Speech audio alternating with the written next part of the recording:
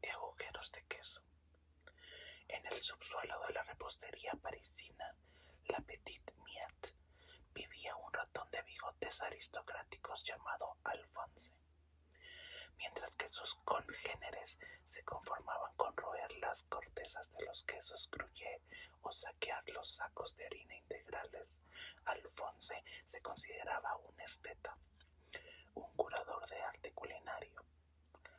Él no coleccionaba el queso en sí, coleccionaba los agujeros. Sostenía la teoría científica de que el vacío dentro de un emmental guardaba el verdadero aroma de la fermentación, una esencia pura que se destruía al masticar la materia sólida. Con un escalpelo diminuto hecho con el fragmento de una hoja de afeitar, Alphonse recortaba el aire encerrado en los quesos con una precisión de cirujano.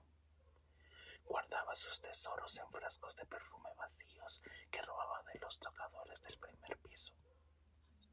Su galería privada, oculta tras el zócalo de la cocina, estaba organizada por categorías: vacíos de primavera, burbujas de madurez tardía y su pieza más valiosa, un agujero perfectamente esférico extraído de un queso de oveja de los Pirineos que olía a hierba fresca y a un trueno de montaña. Una noche, el nuevo chef de la cocina, un hombre de cejas pobladas llamado Gastón, instaló una trampa de tecnología de punta que funcionaba con sensores de movimiento y un cebo de queso cheddar industrializado. El cheddar no tenía agujeros, era una masa compacta, naranja y carente de toda poesía matemática. Alphonse miró el artefacto con un profundo desprecio intelectual. ¡Qué vulgaridad!, pensó el ratón, ajustándose los binoculares de lectura. Decidió que la trampa merecía una lección de alta cocina. Rebuscó en su almacén y seleccionó 3 agujeros de Roquefort de su colección de contrabando. Utilizando un hilo de telaraña, los colocó estratégicamente alrededor del resorte de la trampa. Cuando Gastón entró a la cocina por la mañana, encontró el cebo intacto, pero el mecanismo de la trampa estaba completamente atascado por una corriente de aire invisible que olía de forma tan intensa y sublime a queso azul que el hombre cayó de rodillas, llorando de la emoción gastronómica. Alphonse, desde su zócalo, saboreaba su victoria, demostrando que el vacío bien diseñado es el ingrediente más potente del mundo. El farero del desierto de arena azul. 7 de mayo. Las dunas del desierto de Zafiro han vuelto a cambiar de posición durante la madrugada debido al viento del este. Desde lo alto de mi torre de piedra blanca, el paisaje parece un océano congelado en mitad de un suspiro. Mi trabajo como guardián del faro de sequía consiste en mantener encendida la gran lámpara de aceite de ballena de la arena para guiar a los barcos de madera que navegan sobre los granos de cuarzo. Los marineros buscan los oasis de agua dulce que aquí se mueven como islas errantes. 12 de mayo. Hoy alcanzó la goleta veloz a unos 200 metros del faro. Su timón de bronce se había atascado por la acumulación de polvo magnético.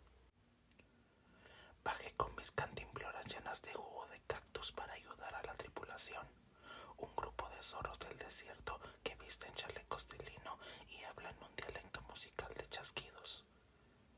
Me regalaron una brújula que no apunta al norte, sino al lugar donde se encuentra la persona que más extrañas en el mundo. La aguja no para de dar vueltas sobre el cristal. Supongo que mi hogar es este faro. 19 de mayo. Una tormenta de arena azul ha cubierto los paneles inferiores de la torre. El cielo se ha vuelto del color de la tinta china y los rayos no hacen ruido. Simplemente iluminan el desierto con destellos fosforescentes que hacen que los escorpiones de cristal brillen como diamantes en la oscuridad. Tuve que subir los 300 escalones a toda prisa porque la luz del faro Si la lámpara se apaga, los barcos del desierto perderán la reverencia y naufragarán en las arenas movedizas del norte. 21 de mayo. La tormenta ha cesado, dejando el aire limpio y frío. Al mirar por el telescopio, vi que el oasis más grande se ha instalado junto al pie de la torre. Ahora tengo un lago de agua transparente y 3 palmeras que dan dátiles de plata a la puerta de mi casa. Los zorros de la goleta han vuelto a izar las velas y se despiden ondeando sus pañuelos desde la popa. El desierto vuelve a estar en calma y yo sigo aquí, limpiando los cristales de la linterna, feliz de ser el único punto fijo en un mundo de arena movediza. Instrucciones para adoptar un dragón de bolsillo. Felicidades por adquirir su espécimen de Draco Minimus. Para garantizar una convivencia armónica dentro de su apartamento y evitar accidentes relacionados con las cortinas de la sala, siga atentamente las siguientes directrices de mantenimiento doméstico. Alimentación. 2 puntos. El dragón de bolsillo no consume caballeros ni princesas. Su dieta se basa estrictamente en granos de café tostado, pimientos de padrón. Los que se pican potencian su brillo escamoso. Y cerillas usadas. Nunca, bajo ninguna circunstancia, le ofrezca bebida carbonatada después de la medianoche, ya que los gases estomacales podrían provocar pequeñas explosiones de chispas moradas a través de sus fosas nasales, activando los sistemas de extinción de incendios del edificio. Higiene. 2 puntos. El baño debe realizarse en seco. Utilice un cepillo de dientes de cerdas suaves y un poco de ceniza de madera de manzano. Frote el lomo en sentido de las escamas hasta que adquieran una tonalidad similar a la del cobre pulido. Si el dragón empieza a emitir un humo blanco con olor a canela, significa que la temperatura del masaje es la adecuada. No utilice shampoo convencional. Los agentes químicos le provocan un hipo severo que podría chamuscar la alfombra del pasillo. Descanso. 2 puntos. Su lugar de dormir ideal es una caja de puros vacía forrada con papel de aluminio para retener el calor corporal. Coloque la caja cerca del módem del Wi-Fi. Las ondas electromagnéticas de baja frecuencia actúan como un arrullo magnético para estos reptiles. Si el dragón sufre de pesadillas nocturnas, frecuentemente indicadas por pequeños gruñidos rimados, coloque una rodaja de limón al lado de su caja para neutralizar las malas energías. Paseo. 2 puntos. Para salir a la calle, el dragón debe colocarse sobre el hombro izquierdo o dentro del bolsillo superior de la chaqueta. Asegúrese de que la cola quede libre para que pueda equilibrarse. No se alarme si los perros del vecindario intentan huir al verlo. El olor elemental que desprenden estas criaturas, aunque midan 15 centímetros, activa el instinto de supervivencia de los caninos. Disfrute de su mascota y recuerde que un dragón es para toda la eternidad, o al menos hasta que aprenda a volar hacia el sol. La tejedora que atrapaba la niebla. En lo alto de los acantilados del susurro vivía una tejedora llamada Clara, cuyas manos eran tan ágiles que podían trenzar el agua estancada. Utilizaba un telar de madera de olivo que perteneció a sus antepasados y unas lanzaderas hechas con espinas de pez espada. Mientras que las demás mujeres del pueblo tejían lana de oveja para hacer mantas toscas, Clara esperaba que las mañanas de otoño cubrieran el valle con una densa capa de niebla gris. Era entonces cuando subía a la cumbre para recolectar el vapor con sus dedos finos. Hilaba la niebla convirtiéndola en un hilo suave, ligero y transparente como el ala de una libélula. Con ese material único, Clara confeccionaba vestidos para las novias del pueblo. Las prendas tenían una propiedad mágica. Eran frescas durante los veranos de fuego y cálidas como un abrazo durante los inviernos de escarcha. Además, quien vestía un traje de niebla capacidad de volverse invisible a los ojos de las personas malvadas o envidiosas. Una bendición muy valorada en aquellos tiempos de guerra señoriales. Un día, el barón del Castillo del Norte, un hombre egoísta que quería atesorar todas las riquezas de la comarca, llegó al taller de Clara con un cofre lleno de monedas de oro. Quiero que tejas una capa que cubra todo mi ejército para que podamos invadir el reino vecino sin ser vistos, ordenó el noble, golpeando la mesa con el puño. Clara miró las monedas y luego miró la niebla que flotaba sobre los pinos. La niebla no pertenece a los soldados, señor, respondió con calma. Pertenece a los que buscan cobijo, no a los que buscan destruir. El varón, enfurecido por la negativa, mandó quemar el telar de madera de olivo. Sin embargo, cuando las llamas se acercaron a la estructura, Clara lanzó un ovillo de hilo de niebla sobre el fuego. El vapor se expandió instantáneamente, creando una nube tan densa dentro del taller que los soldados no conseguían verse sus propias manos. Cuando la niebla se disipó hacia el mediodía, el varón y sus hombres se encontraron en mitad del bosque, sin armas y sin recordar el camino de regreso, mientras que Clara y su telar flotaban seguros hacia una nueva montaña donde el aire siempre era libre. El examen de vuelo de la alfombra rota.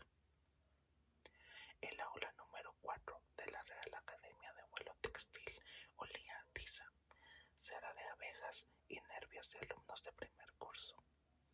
Hoy era el examen final de maniobras de emergencia y flecos dinámicos. Todos los estudiantes se presentaban con tapices de marcas prestigiosas, relucientes de seda persa y con los estampados perfectamente alineados. Todos menos el joven mameluco llamado Karim, que se presentó al examen con una alfombra de pasillo estrecha, deshilachada por los bordes y con un enorme remiendo en forma de corazón en el centro. ¿Pretende volar en esa reliquia, señor Karim?, preguntó el profesor Mustafa, ajustándose las gafas de montura de Karim. El reglamento exige una densidad mínima de 10.000 nudos por decímetro cuadrado. Eso parece un felpudo de cocina. Es la alfombra de mi abuela, maestro, respondió Karim con timidez. No es rápida, pero tiene un gran corazón y conoce todos los trucos del viento. El examen comenzó. Los alumnos debían esquivar 3 columnas de fuego artificial y realizar un giro de 360 grados alrededor de la torre del reloj. Los primeros estudiantes lo hicieron con elegancia, aunque el modelo de lujo del hijo del visir casi pierde los flecos izquierdos al acercarse demasiado a las llamas. Llegó el turno de Karim. Se subió a su alfombra remendada, pronunció la palabra de activación, sésamo, y despegó con un ronroneo que recordaba al de un gato viejo. Justo cuando se encontraba a mitad de la pista, una ráfaga de viento huracanado real, una corriente térmica descendente no programada, entró por las ventanas del patio. Las alfombras de seda de los demás alumnos empezaron a perder sustentación, atrapadas por la turbulencia como trozos de papel fino.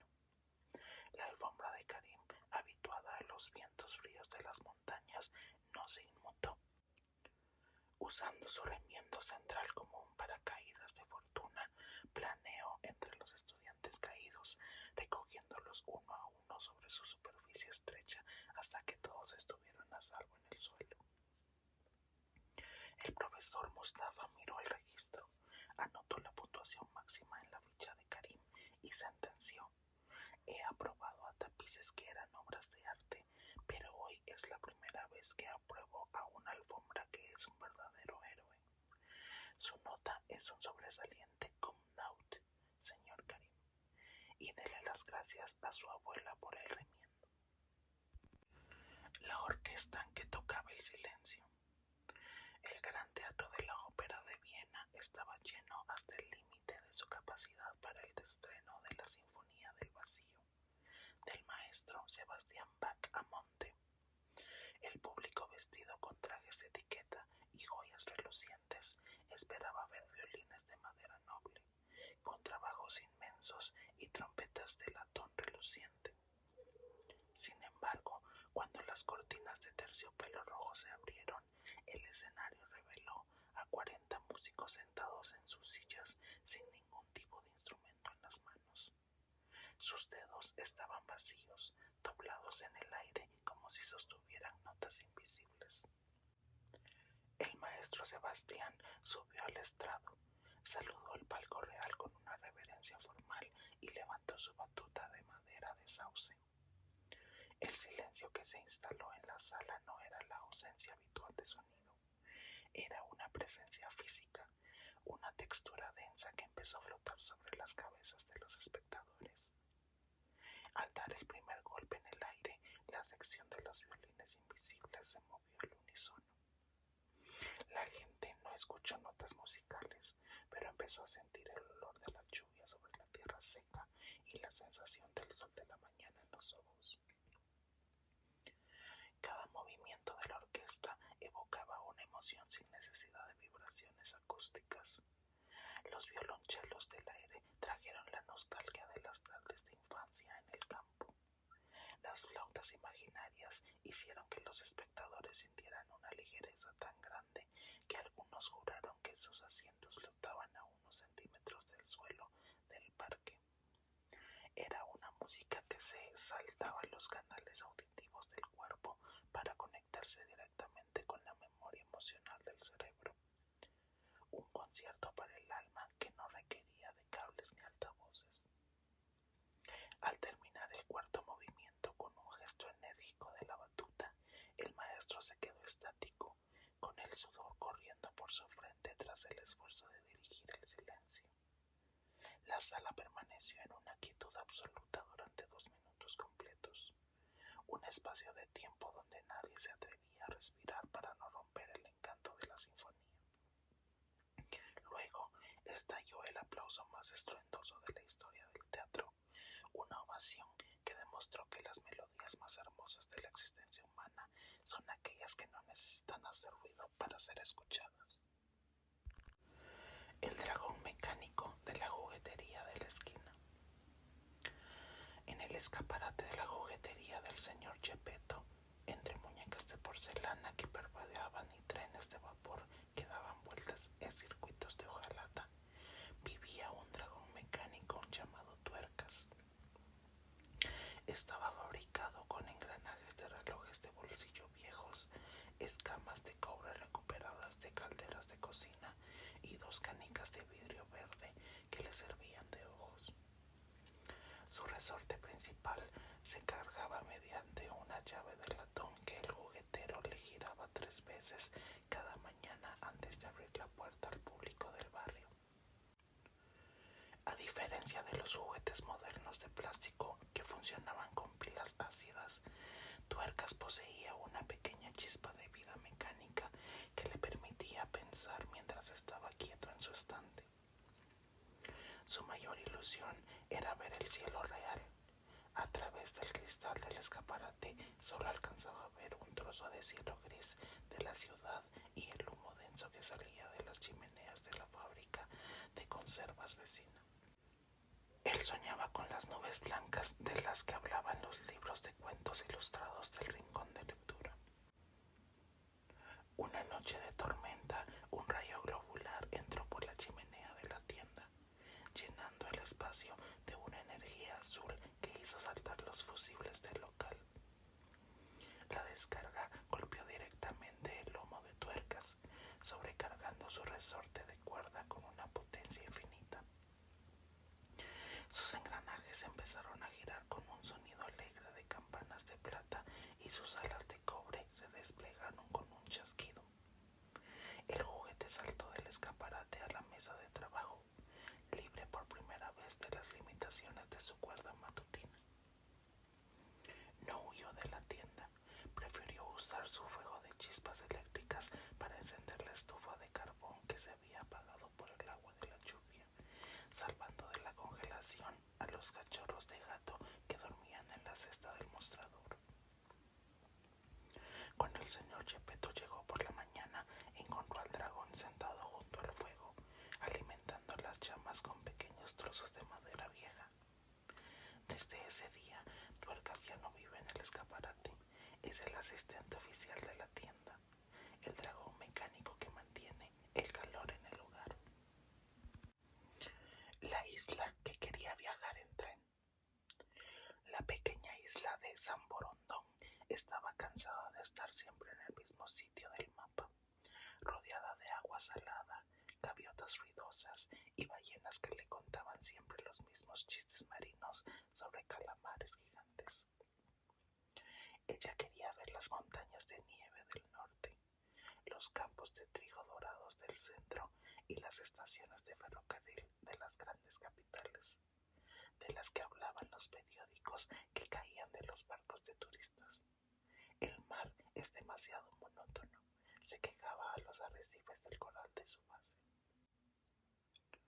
Aprovechando una noche en que la luna llena tiraba del agua con una fuerza inusual, la isla hizo un esfuerzo colosal.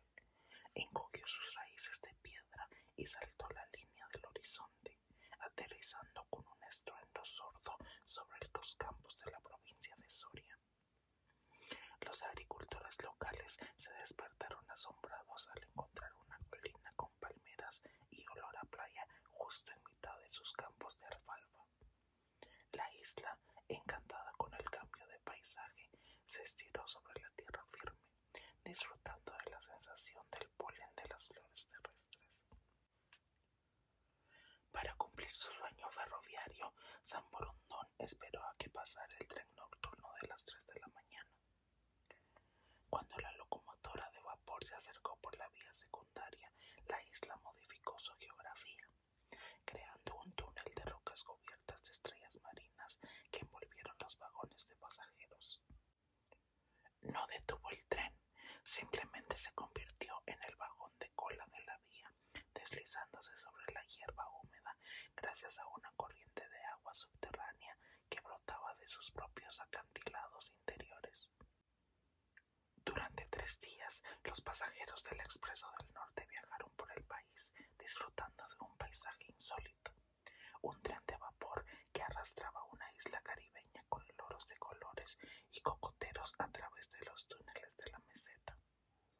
Fue el viaje más hermoso de la historia de los ferrocarriles. Finalmente, la isla, satisfecha de su aventura terrestre y extrañando el frescor del océano, regresó a su lugar en el Atlántico, prometiendo volver el próximo invierno para ver la nieve, recordándonos que incluso la geografía es flexible ante el deseo de viajar. El pirata que navegaba en un charco de lluvia. El capitán Barba Negra medía apenas 1 metro de altura. Vestía un sombrero hecho con papel de periódico doblado y llevaba un parche en el ojo izquierdo fabricado con cartulina negra y una goma elástica que le apretaba la oreja. Su barco, el temible Viento del Sur, era una caja de zapatos vacía que antes había albergado unas botas de fútbol de la talla 32. Su océano personal era el gran charco de lluvia que se formaba en el centro del patio del colegio cada vez que el invierno asturiano se ponía serio. Para los adultos que paseaban por la calle con sus paraguas negros, el capitán era solo un niño jugando en el agua después de las clases de matemáticas. Pero para las hormigas del jardín y los gorriones de los árboles, Barba Negra era el terror de las aguas estancadas. Su tripulación estaba compuesta por 3 soldaditos de plástico verde que no sabían nadar, pero que tenían una puntería excelente con sus fusiles de juguete contra las hojas secas de los plátanos de sombra que flotaban como barcos enemigos. Esta tarde, la misión era de alta importancia de Estado. Debían rescatar el tesoro del Rey Sol, una canica de vidrio con hilos amarillos dentro que se había caído en la zona más profunda del charco, justo donde el barro amenazaba con tragarse las zapatillas de deporte del capitán. El viento soplaba con fuerza, haciendo que las olas del charco alcanzaran la altura descomunal de 3 centímetros, desestabilizando utilizando la proa de la caja de zapatos de la expedición. Barba Negra metió el pie en el agua sin dudarlo, ignorando las futuras advertencias de su madre sobre los resfriados y las mudas de ropas secas. Con un palo de polo que utilizaba como remo de emergencia, rescató la canica mágica antes de que se hundiera en el lodo del patio. Levantó el trofeo hacia el cielo gris, gritando una proclama de victoria que asustó a las palomas de la iglesia. El universo volvía a estar a salvo gracias a las botas de agua de un pirata de patio de colegio. La lavandería que limpiaba los malos recuerdos. En el mostrador de la lavandería automática, el Limbo, situado en el barrio de Malasaña, no se aceptaban enredones de plumas ni trajes de comunión. El dueño, un anciano que siempre vestía una camisa de lino con olor a suavizante de manzana, llamado Tadeo, cobraba sus servicios en función de la densidad de la pena del cliente. La gente acudía allí con sus prendas más queridas, pero que arrastraban una carga psicológica insoportable.